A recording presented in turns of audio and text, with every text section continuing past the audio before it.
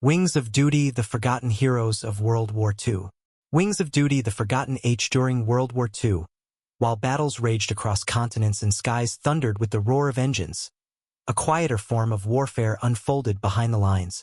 It was a war of intelligence, messages, and communication. One where victory often depended on a single slip of paper carried by an unlikely hero, the homing pigeon. Long before the invention of satellites, digital radios, or encrypted email, the humblest of creatures, a bird, had already mastered something humanity had not yet perfected: absolute reliability in delivering a message through chaos. These pigeons, guided not by technology but by instinct and training, became one of the most indispensable tools of the Allied forces. By the time the war erupted in 1939, militaries across the world already knew the value of messenger pigeons. They had proved their worth during World War I, carrying critical communications through deadly battlefields when every wire had been cut and every soldier silenced by artillery fire. In the decades that followed, the United States Army Signal Corps had continued to maintain pigeon units, small, almost forgotten branches that quietly prepared for a war few wanted to imagine returning. But when World War II began, the need for secure, reliable, and portable communications suddenly became urgent again. Radios, though revolutionary, were not always dependable. Equipment malfunctioned, batteries died, enemy forces intercepted transmissions or jammed frequencies. In remote mountain ranges, dense jungles, or deep behind enemy lines, silence could mean death. And in those moments of silence, when technology failed, the pigeons never did. Arrows of World War II. The rebirth of a forgotten service. At first, many military strategists were reluctant to reintroduce pigeons into modern warfare. To them, the idea seemed outdated, even absurd, in an age of tanks, airplanes, and radar. But the Signal Corps knew better.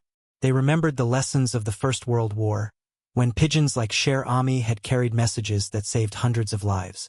So, as the world descended once again into conflict, the Army Pigeon Service was reactivated, quietly but decisively. Lofts were constructed on military bases across the United States, from Fort Monmouth in New Jersey to Camp Crowder in Missouri and beyond. Thousands of pigeons were bred, trained, and tested to serve as living couriers for one of the most technologically advanced armies in history. Each bird was a soldier in its own right, registered, cataloged, and issued identification bands. They were trained to navigate under every condition imaginable: fog, rain, snow, darkness, artillery fire. Their wings would become the invisible threads connecting front lines with command centers, saving lives by the thousands. But this time, something was different. This war introduced a new force to the ranks of the pigeon service, one that would redefine both military history and gender roles forever. It wasn't just the pigeons who broke barriers. It was the women who trained them, the women behind the wings. Before the war, few could have imagined women working shoulder to shoulder with soldiers in a military setting, let alone training messenger pigeons for combat missions. The pre-war military establishment often dismissed women as too fragile or emotional for serious technical work. But when global war created a shortage of manpower, necessity shattered those outdated beliefs. Enter the waves, women accepted for volunteer emergency service, a division of the U.S. Navy established in 1942. These women were intelligent, disciplined, and ready to serve their country in any capacity. And among their many duties was one that few would ever hear about: the training and care of carrier pigeons for naval communication. At training bases such as Naval Air Station Lakehurst in New Jersey and Naval Air Station Santa Ana in California, hundreds of women learned the complex art of pigeon handling. They mastered everything from breeding and feeding to loft sanitation, navigation conditioning, and message capsule preparation. They studied flight patterns, weather impact, and even avian psychology, understanding how stress, bonding, and environment affected a pigeon's performance under combat conditions. One of them was Marcelle Whiteman, whose calm demeanor and precision in training became legendary among her peers. She and others like her transformed the pigeon service into a highly professional operation, one that delivered messages at a success rate exceeding 90%, even under the most dangerous circumstances. Their work was not glamorous. It involved long hours, physical labor, and constant vigilance. Cleaning lofts, disinfecting cages, and maintaining hygiene were as important as training flights. Disease could spread quickly in confined aviaries, so sanitation was paramount. And yet, despite the menial aspects, these women took pride in every detail, because every bird they trained represented a soldier's chance at survival. The science of instinct. The homing pigeon's ability to return home has fascinated humans for centuries. Scientists still debate exactly how they navigate, whether it's through magnetic fields, visual landmarks, or even low-frequency sounds that echo through the Earth's surface. But in the 1940s, this mystery wasn't a question of science. It was a matter of life and death. Trainers like Whiteman learned that pigeons didn't just return home out of instinct. They returned because of bonding. A bird that trusted and felt connected to its handler would push through exhaustion, injuries, even storms to make it back. This emotional link between human and bird became the invisible force behind every successful mission. Handlers developed personal routines to strengthen this bond. Some talked softly to the birds while feeding them. Others used consistent whistles or gentle gestures, creating familiarity and calm. The more the birds associated their handlers with safety, warmth, and care, the more determined they became to return home, no matter the danger. It was this combination of science, patience, and empathy that turned ordinary birds into wartime heroes. The pigeons take flight. By 1943, thousands of trained pigeons were deployed across Europe, North Africa, and the Pacific. Each division, battalion, and forward post carried its own small contingent of birds, often transported in portable wicker crates or special paratrooper vests. Soldiers nicknamed them winged soldiers, not out of sentiment, but respect. Radio communications had failed. Time was running out. The bombers were already preparing to take off from their base near Pisa. The only hope was a single pigeon, G.I. Joe, who was entrusted with a desperate message. "Hold your fire, we've taken the village." When communication lines were cut or radios jammed, pigeons carried handwritten messages sealed in tiny aluminum capsules strapped to their legs. Each capsule contained the coordinates, troop status, or urgent commands that could alter the course of a battle. They were silent, fast, and, unlike radio, undetectable by the enemy. No encryption could match the security of a living messenger flying hundreds of feet above the battlefield. And time and again, these birds proved that courage doesn't require reason, only purpose. Location. The British soldiers now found themselves in imminent danger. Friendly fire from their own allies. Released into the sky, G.I. Joe began his journey, 20 miles across hostile territory, through smoke, flak, and confusion. The odds were impossible. Many pigeons had been lost on far easier missions. Yet this one bird flew with unrelenting precision, guided by an instinct sharpened through months of training and the invisible thread that tied him to his home loft. As engines roared to life and pilots ran through their pre-flight checks, G.I. Joe appeared, cutting through the air like a gray streak of salvation. A handler spotted the red emergency capsule on his leg and ran it straight to command. Within moments, the order was shouted. Abort the mission. Engines powered down. Bombers halted. And over 1,000 British soldiers, along with hundreds of Italian civilians, were saved from certain death. For this single flight, G.I. Joe was awarded the Dickin Medal, the highest honor given to animals for bravery. His citation read, "For the most outstanding flight made by a United States Army pigeon in World War II." But even as the world celebrated this one bird, thousands of others continued flying unseen, their stories unrecorded, their courage unnoticed, except by the handlers who loved them. The hidden army. The story of G.I. Joe was extraordinary, but it was not unique.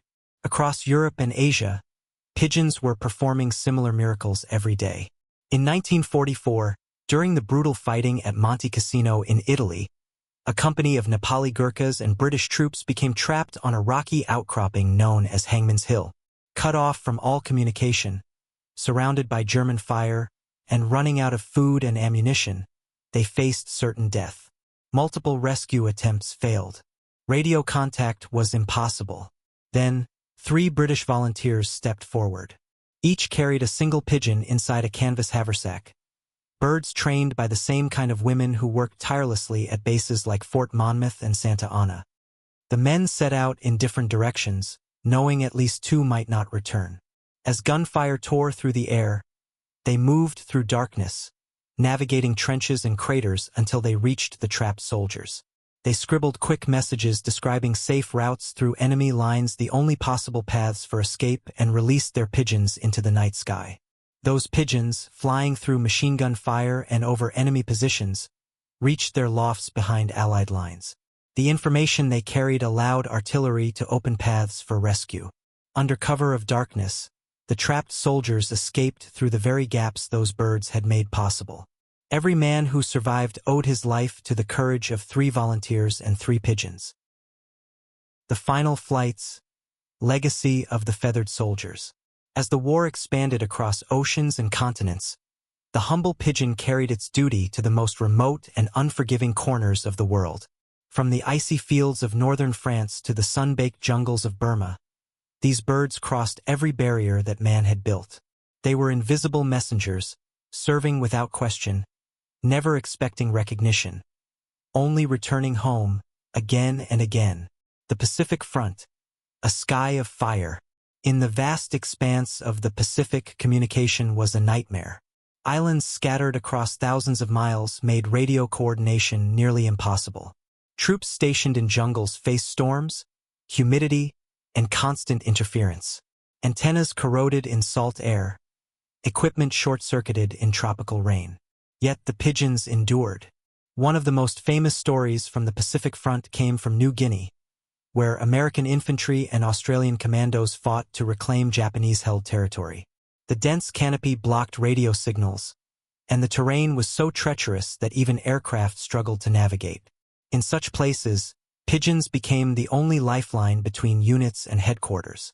In June 1943, a bird named White Vision, serving with the Royal Air Force in the region, carried a message from a ditched seaplane whose crew was stranded hundreds of miles off the coast. The radio was dead, the sea rough, and night was falling. Released into a storm, White Vision battled headwinds and rain for over 9 hours before reaching her home loft. The message she carried led to the crew's rescue. All 8 men survived. For her valor, White Vision became one of the first non-American pigeons to receive the Dickin Medal. But she was not alone.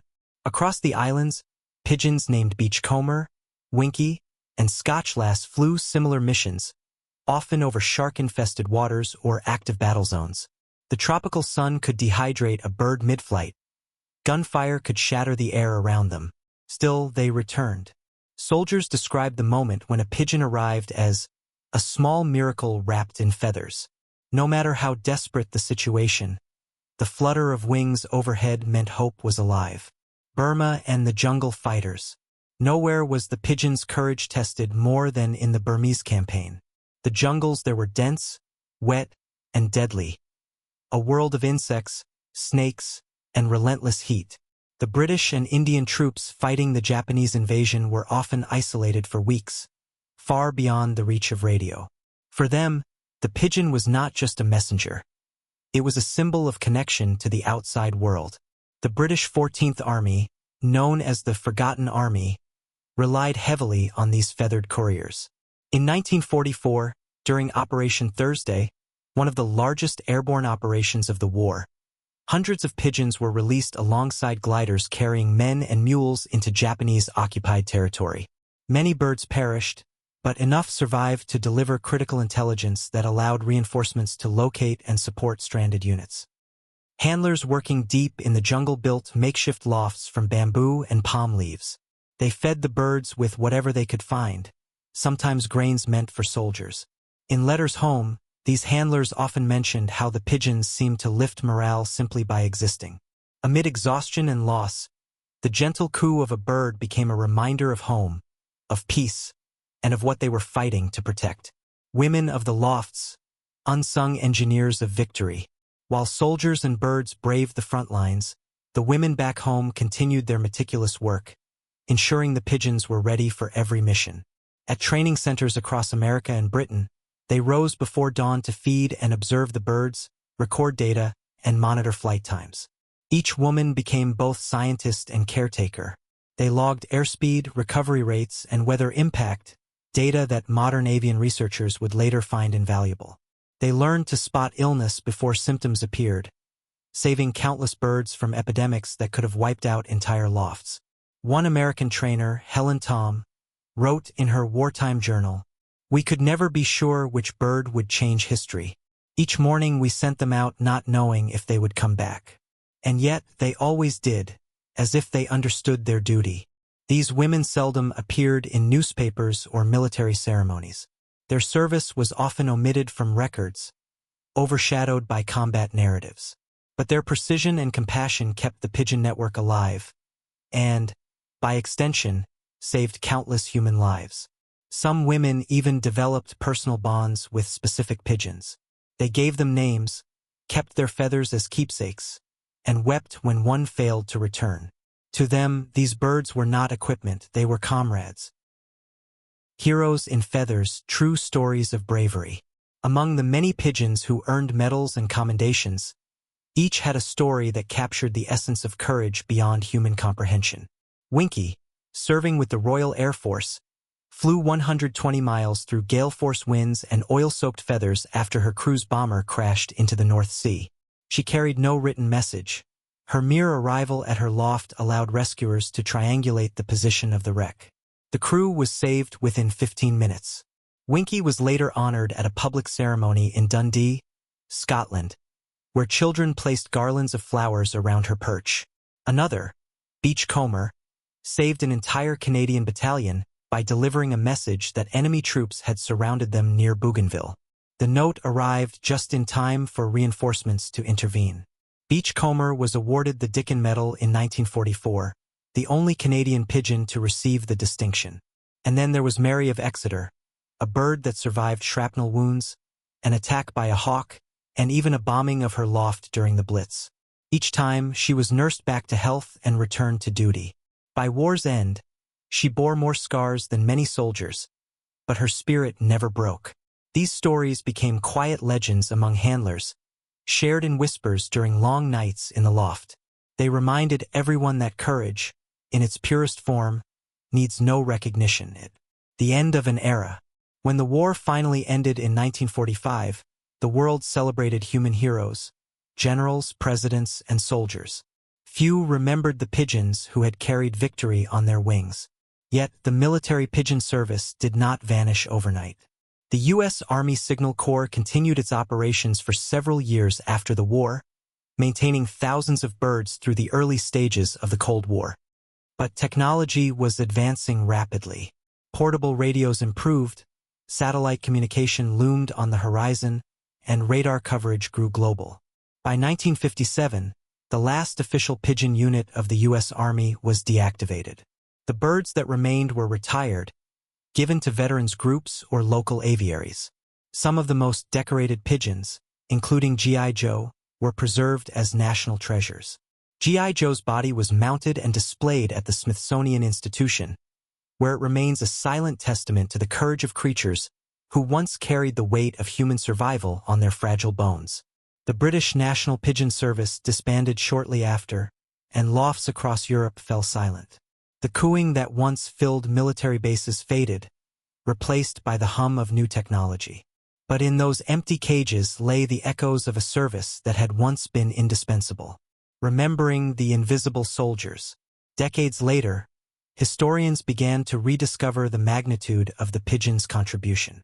Military archives revealed mission logs, training manuals, and letters that painted a vivid picture of their indispensable role. War museums in Britain, America, and France began to dedicate sections to animal service, horses, dogs, and, finally, pigeons. In 2019, the Royal Pigeon Racing Association unveiled a memorial honoring the more than 250,000 pigeons that served during both World Wars. It stands quietly in the English countryside, engraved with a simple truth. They carried our words when no one else could. At ceremonies, descendants of pigeon trainers and signal officers often attend with pride, holding faded photographs of their ancestors, both human and feathered. It is in these gatherings that the legacy of the Army Pigeon Service truly comes alive again. The bond between species. What made the story of these pigeons so extraordinary was not only their physical endurance but the bond between human and animal.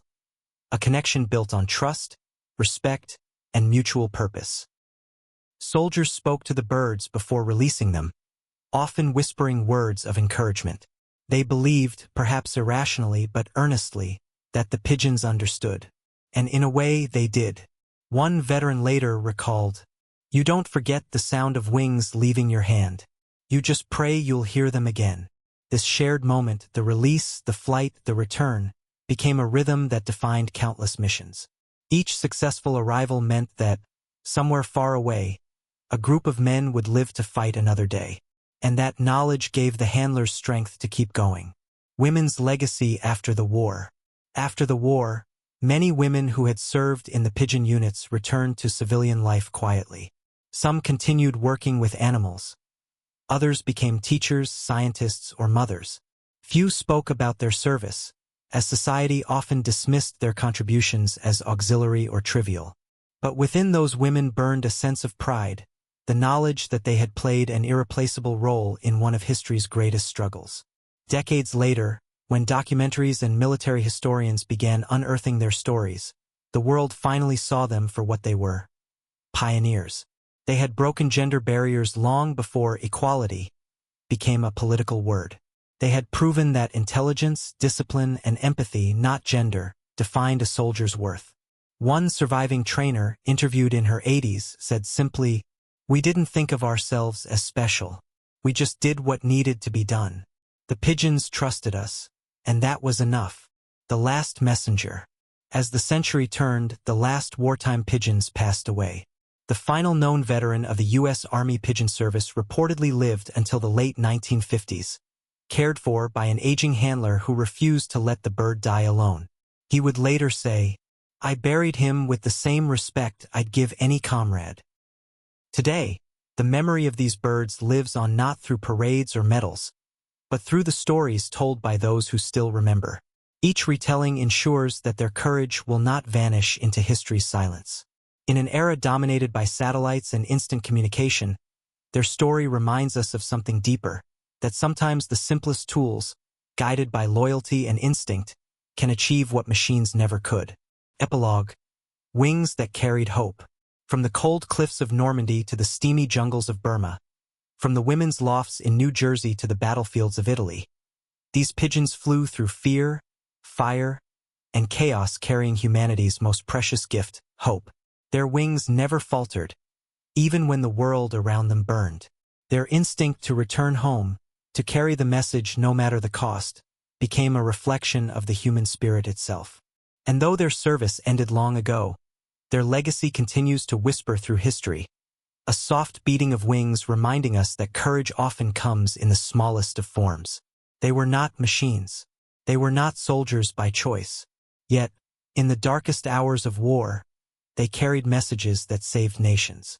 They were, and always will be, the forgotten heroes of World War II.